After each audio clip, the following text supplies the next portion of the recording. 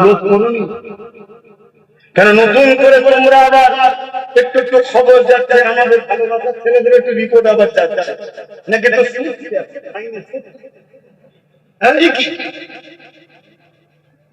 আবার কিছু কিছু ছেলে তো আবার আমার নাম করছে এরকম খবর পাচ্ছে হ্যাঁ ডাইরেক্ট বলতে পারছে না বলছে ভাইজানের শিক্ষা প্রতিষ্ঠান আছে ওখানে একটুখানি দিতে হবে দল খুলেছি দল বন্ধ করে দেবো কিন্তু বদমাইশি করার কোন জায়গা নেই চরম নাম বলে যাচ্ছি আমার হোক আর নওশাদের হোক কারো নাম যদি কোনো জায়গায় সৃষ্টি হয় আপনি জুম্মার দরবারে বসি টুক করে যাবেন দেখা করবেন জানাবেন আর এটা মনে করবেন না যদি কেউ আপনাকে বলে যে বড় ভাই আমাকে জানালে তোর ব্যবস্থা করবো আমি আপনাকে বলছি জুলুম করা যেমন পাপ জুলুম করে সাপোর্ট করাটা পাপ কেউ একটা চাইলে তাকে দিবাটাও ও আপনাকে 1 লাখ নেবে তারপরে থেকে 2 লাখ নেবে আপনি পাবেন বীজ বপন করে দিলে ওকে হারাম খাওয়ার রাস্তা আপনি করেছেন শুনছেন তো না জুম্মার মানে দরবারে থাকি আমি ওপেন আমার অত ব্যাপারে নেই আমি ওপেন ওপর থেকে আপনারা জানেন ফকির মানুষ যেমন বসে থাকে যাবে তবে মুখে কথা বলা হবে না কেন হাজার হাজার লোক থাকে আপনি কালিকে আমার হাতে পুকুর দেবেন আমি এই গাড়িগুলো তখন বসে থাকি ফ্রি থাকি আমি পড়ে নেবো ফোন নাম্বার দেবেন আপনার সঙ্গে কথা বলে নেবো কোন রকম গুঞ্জাইশ চলবে না জুলুম অত্যাচার মেঘাবাজ চলবে না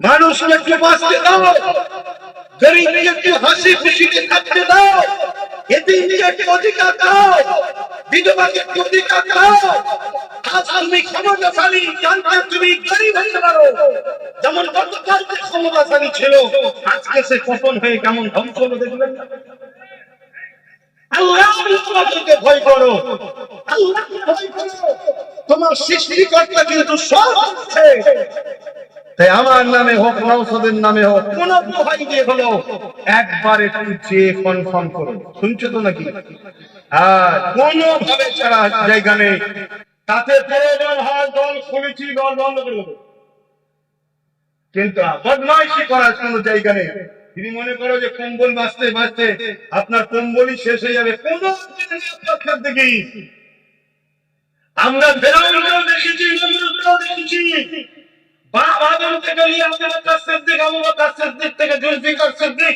জুলফিকার সিদ্দিক থেকে আলী আবার সিদ্দিক আলী আবার সিদ্দিকের বেটা আব্বাস সিদ্দিকী আমার বাপ দাদার নাম আদম আলাইহিস সালাম থেকে আমরা জানি আপনি ছোট করছেন আপনাকে যদি বলি আপনার দাদার নাম বলতে পারবেন না আপনাকে যদি বলি আপনার নানার নামটা বলতে পারবেন না কিন্তু আলহামদুলিল্লাহ আমার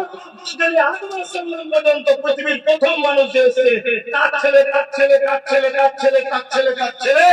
আমার নাম পর্যন্ত সিলসিলা দেখিয়ে দেবো আমার বাবা অমুক তার বাবা মুখ তার বাবা মুখ তার বাবা মুখ তার বাবা মুখ তার বাবা মুখ তার বাবা মুখ তার বাবা মুখ এইভাবে বাপ আদম আলাইহিস সালাম পর্যন্ত আমার নসবনামা বংশের তালিকা নিয়ে যেতে পারবো আমাদের আছে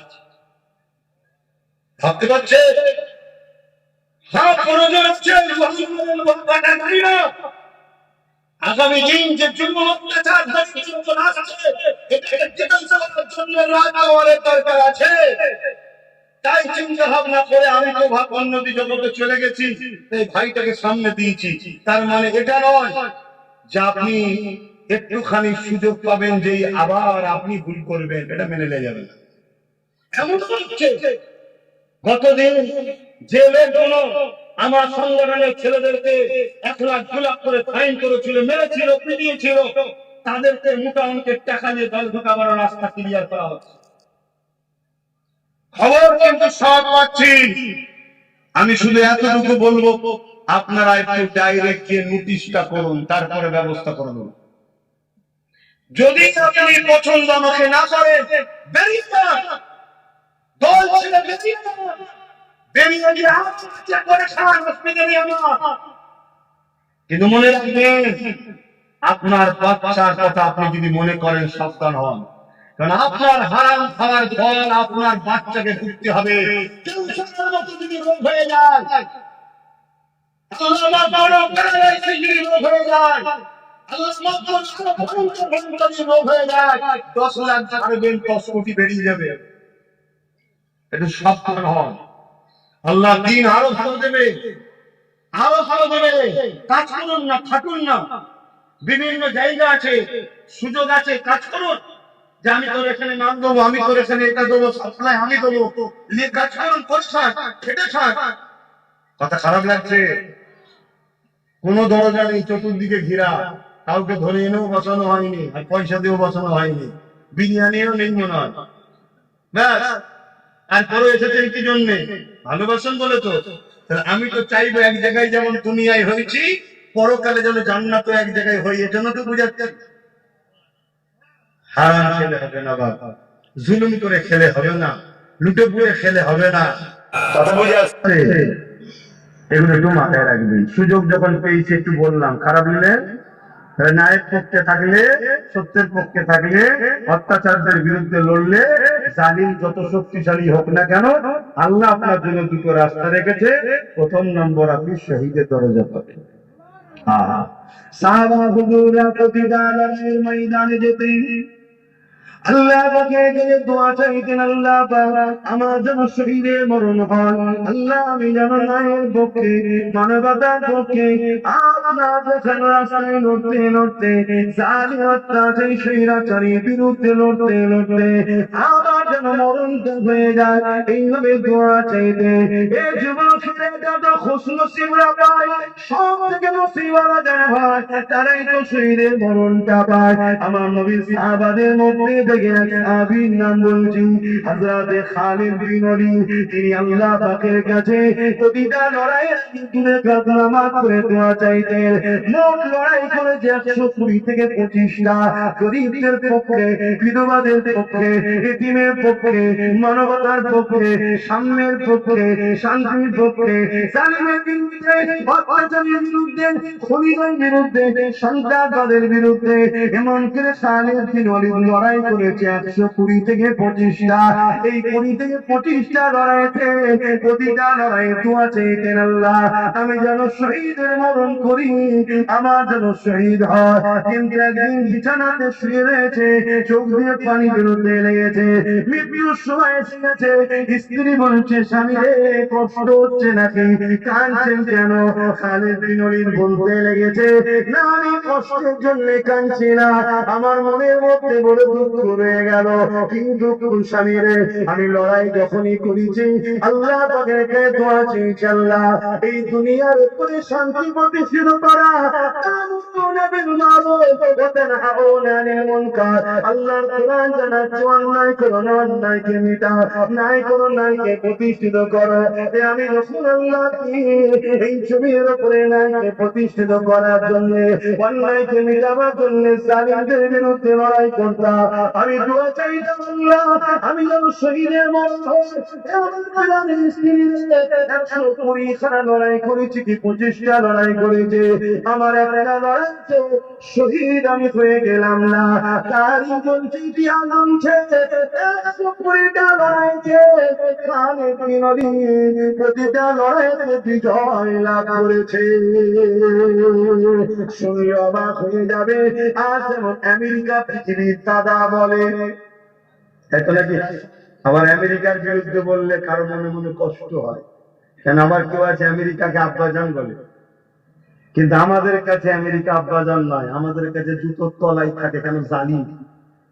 জুতোর বলুন বলুন জালিম। হ্যাঁ, আমার দেশের লোকেদের কোমরে দড়ি পেটিয়ে দেশ থেকে বার করে দিয়েছে আমেরিকা, দেখেছেন না? দেখেন না?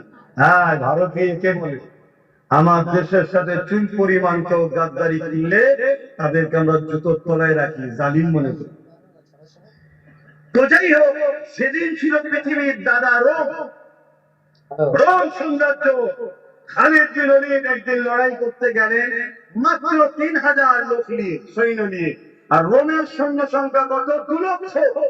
ভাবতে পারছেন? 2 লক্ষ। 3000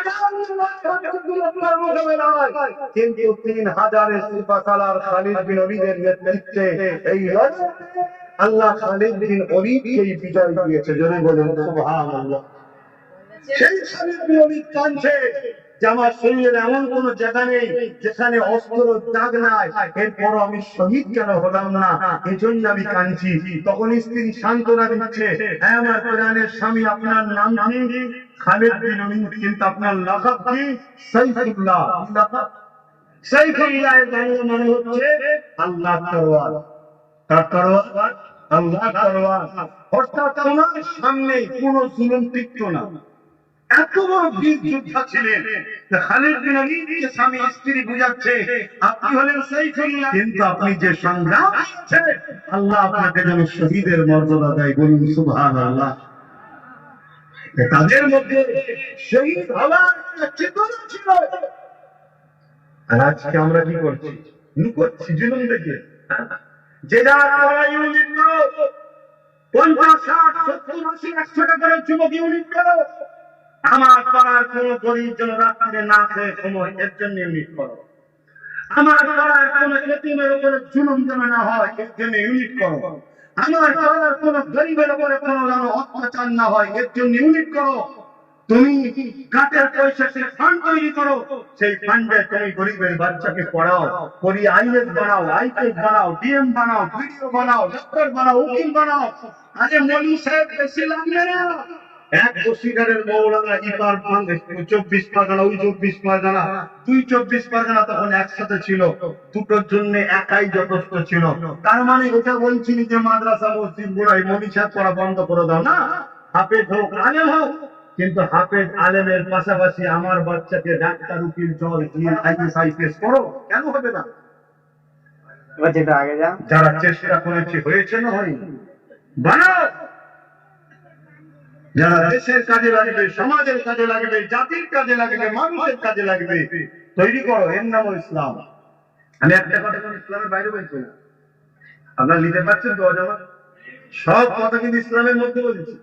আপনাদের চাকরিতে যেতে পারে, হুজুর এসেছে এইসব কথা বলছে কেন? আপনি তো ধর্মটাকে চিনলেন না। ইসলাম কমপ্লিট না আনকমপ্লিট? তাহলে আমি যা বলবো সবটাই ইসলামের পক্ষে আছে। প্রত্যেকটা ভালো নয়, সত্য, সাম্য কাজ সবটাই ইসলামের কাজ।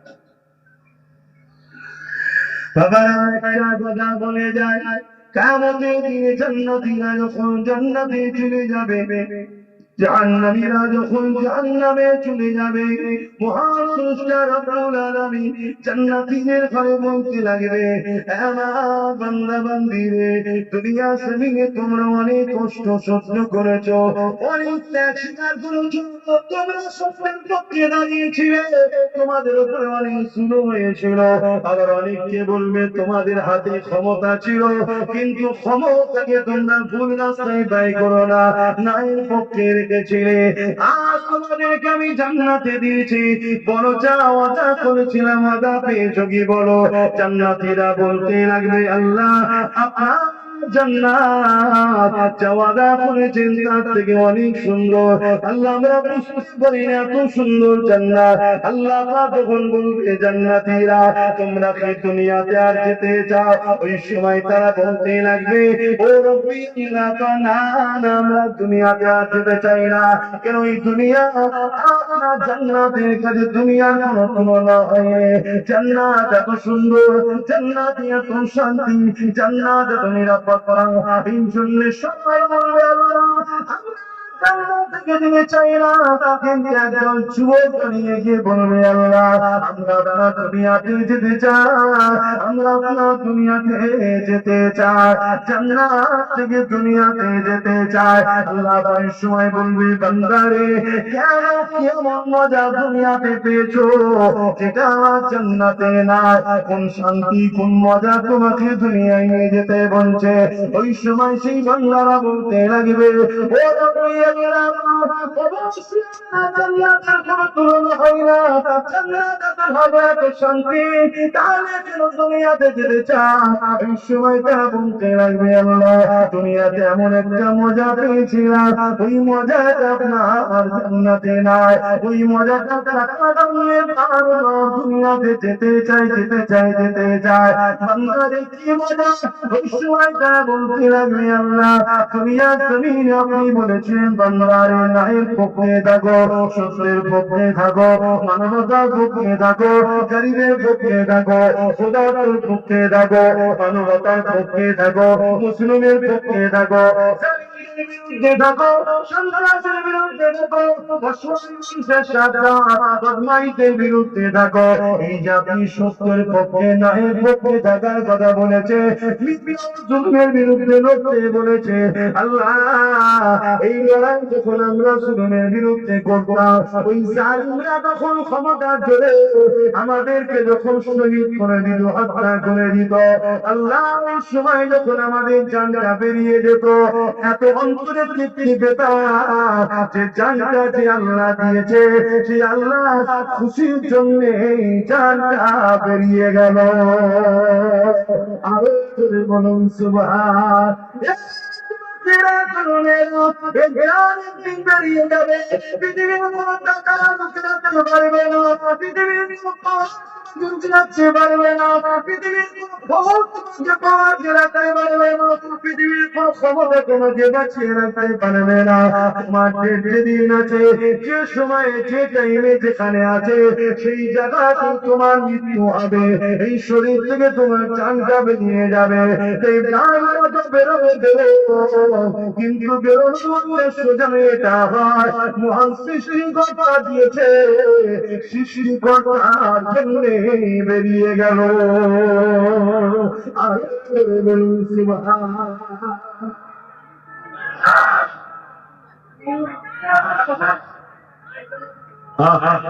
ওটা আবার এখানে কেন? ওটা রাস্তায় ঠিক আছে, মাহফিলে নয়। কেন এই জায়গার দাম অনেক বা, ওটা কোনো খারাপ বলছি না, কিন্তু তারপরও এখানে আল্লাহ রসুলের নায়ের স্লোগান দাও, ওটা রাস্তায় একটু দেবে, ওটা একেবারে বন্ধ করে দিলেও অসুবিধা আছে। ওটাতে অনেকের একটুখানি অসুবিধে হয়, আর অসুবিধে কার কার হয় ওটা মাঝে মাঝে দেখাও দরকার। তোর জন্য ঠিক আছে, ওটা রাস্তায় ঠিক আছে, এখানে না। তো যাই হোক, আমি তো সেদিন দেখলাম, এখন তোমার খেলা চলছে, কোন দেশের একটা খেলোয়াড় আমাদের কলকাতায় এসেছিল। যাই হোক, তাকে দেখি আবার স্লোগান দিচ্ছে, ওই শিরায় শিরে রক্ত, তার নাম ধরে বলছে অমুকিন হক। ছোট মানুষ হতে পারলো ইজ্জতের মালিক আল্লাহ, ঠিক তো নাকি? তাহলে আমি কি বলছি, ন্যায়ের পক্ষে থাকবেন, ঠিক তো নাকি? সত্যের পক্ষে থাকবেন, ঠিক তো নাকি? গরিব এতিম অসহায়দেরকে ভালোবাসবেন, ঠিক তো নাকি? মানুষ হিসেবে মানুষকে পিয়ার করবেন, ঠিক তো নাকি? দেশের সার্বভৌমত্বকে ভালোবেসে নিরাপদে রাখার জন্য থাকবেন, ঠিক তো নাকি? দেশকে ভালোবাসা, এটাও শোনো। হাইরে মরিষে, কত মরিষে আমাকে গাল দিয়েছে, লোকে অস্ত্র নিয়ে আসে তো গুণগান রাজনীতির কথা বলে। দেশকে ভালোবাসা হলো আমার রাসূলুল্লাহ সুন্নাত, জোরে বলুন সুবহানাল্লাহ। নিজের মাতৃভূমিকে ভালোবাসতে হবে। মক্কা হলো আমার নবীর মাতৃভূমি, মক্কার জন্য রাসূল এসেছে, মক্কাকে তুমি বিরোধিতা করেছে,